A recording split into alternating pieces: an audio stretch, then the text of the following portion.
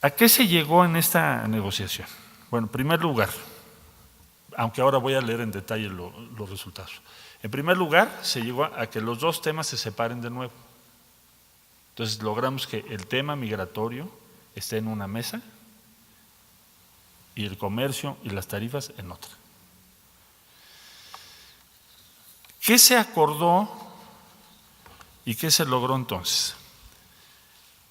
El gobierno de los Estados Unidos llegó a la reunión donde estuvo el señor vicepresidente de los Estados Unidos diciendo que la única manera de que no hubiese tarifas hoy era que México aceptara y firmara el fin de semana un acuerdo para ser el primer país de asilo, o dicho de otro modo, ser el tercer país seguro. ¿Esto qué significa? Para no ser muy complejo, significa que las personas que quieran buscar asilo, que atraviesen por nuestro territorio, tendrán que hacerlo en México y no podrán llegar a Estados Unidos a hacerlo. Nosotros les dijimos que tenemos muchas reservas sobre eso. Yo mismo declaré llegando a Washington que a mí no me gustaría hacer ese acuerdo. Entonces, después de muy intensas negociaciones, llegamos a dos medidas, una propia y otra de ellos, y se acordó un plazo para hacer las cosas y ver quién tiene razón. La medida mexicana, ¿qué fue? Informarles algo que ya ha sido informado a la opinión pública en México, que es que la Guardia Nacional Mexicana va a cubrir todo el territorio nacional y también la frontera sur. Eso no se deriva del acuerdo con Estados Unidos, eso ya estaba establecido. Lo quiero subrayar porque he visto comentarios en los medios de algunas personas que dicen que vamos a militarizar la frontera sur. Bueno, eso es inexacto. En primer lugar, porque es la Guardia Nacional. Y segundo lugar, porque está incluido esa presencia en esos municipios en el plan que ya se había presentado. ¿Qué es lo que se va a hacer? Pues hacer el despliegue más rápido. Bueno, eso sí, pero nada más. ¿Qué se pretende con esto en combinación con el Instituto Nacional de Migración? ¿Qué se pretende? ¿Cuál es el objetivo? También se dice se va a criminalizar a los migrantes. México nunca haría eso, y menos este gobierno. Es decir, porque alguien se quiera mover, eso no lo convierte en criminal. ¿Qué es lo que se va a hacer?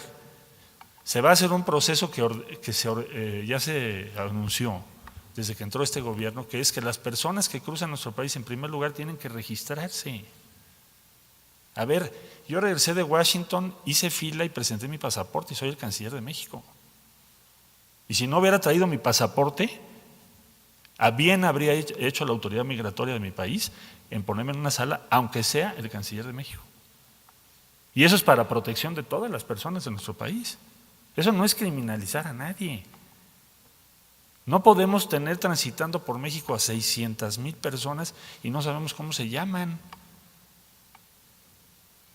Entonces, la decisión que se está tomando es, vamos a pedirles que se registren y vamos a decirles qué opciones hay.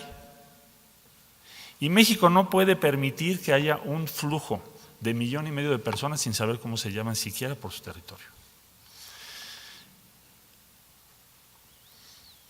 Segundo, Estados Unidos, la decisión de Estados Unidos es, miren, hoy en día estamos aplicando la 235 famosa, que también nos han criticado mucho, que por qué se está aplicando, la 235. Esa no es una decisión de México, ni es un tratado, es una resolución de Estados Unidos. Y esa ley no la hizo el gobierno del presidente Trump, la hizo un gobierno demócrata anterior. ¿Y qué dice esa ley? Persona que esté buscando o esté solicitando asilo de mi lado, ellos dicen que están saturados y que tienen miles y miles de personas. Y a juzgar por las cifras que han dado, pues sí es verdad, porque si tienen 600,000 personas cuando antes solían tener 180,000, pues puede ser que sí estén saturados.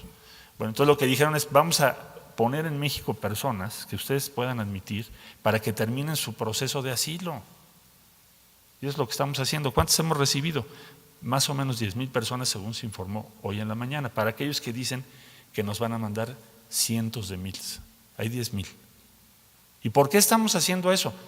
Porque estamos comprometidos con que esa persona termine su proceso de asilo. ¿Por qué no los deportamos? Porque respetamos el derecho de asilo.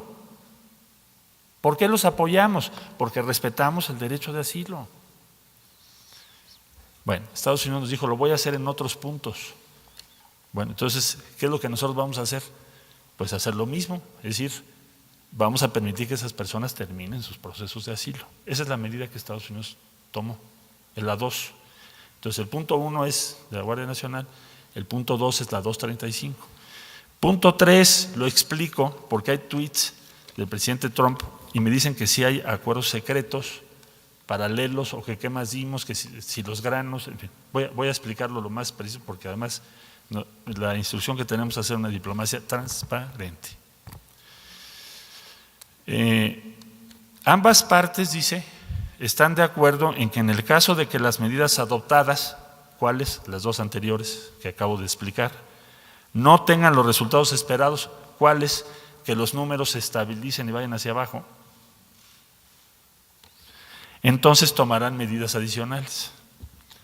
Ahora, ¿qué es lo que aceptamos nosotros? Dice, de ser necesario México y los Estados Unidos a fin de enfrentar los flujos migratorios irregulares y las cuestiones de asilo, continuarán sus conversaciones sobre los términos de otros posibles entendimientos. Voy a explicarlo. Ya les dije que en la reunión con el vicepresidente de Estados Unidos, ellos estaban insistentes en lo de tercer país seguro o primer país de asilo. Entonces les dijimos que yo creo que este fue el logro de la negociación más importante. Pues tengamos un plazo para ver si México y lo que está proponiendo tiene razón, y si no, nos sentamos entonces a ver las medidas adicionales que ustedes proponen y otras que pensamos nosotros. Por ejemplo, nosotros ¿qué pensamos? Que un sistema de distribución de responsabilidad sobre asilo tendría que ser regional, tendría que participar la ACNUR. ¿Por qué? Porque es evidente que en Centroamérica tenemos una crisis mayúscula. ¿Cómo se explica que haya este número tan inmenso de personas que están buscando? Esto ya es un éxodo. ¿Qué sucede en Centroamérica para explicar esto? ¿Cómo podemos organizar una respuesta razonable? Entonces, ¿qué es lo que nos comprometimos? A que si no tienen éxito las medidas que estamos proponiendo, tengamos que sentarnos a discutir con Estados Unidos y con otros países como cuáles, Guatemala, Panamá, Brasil. ¿Por qué? Porque a Brasil llegan los extracontinentales, Panamá porque ahí llegan cubanos y haitianos, Guatemala porque ahí pasan los hondureños y salvadoreños. Es un sistema regional. Entonces, ¿eso qué quiere decir? Bueno, nosotros confiamos en que las medidas que hemos propuesto tengan éxito, pero si no lo tienen, sí vamos a tener que participar en una discusión de ese tipo. No lo estoy ocultando. ¿Qué implicaría eso y por qué dice hoy el presidente Trump en un tuit que habría que presentarse al Congreso en México esos cambios? ¿Por qué dice eso? Porque se le dijo, yo se lo dije incluso, no a él, pero sí al vicepresidente, a los demás. México, si acaso estas medidas no funcionan y tuviéramos que participar en un modelo regional como el que acabo de explicar, tendríamos que presentárselo al Congreso.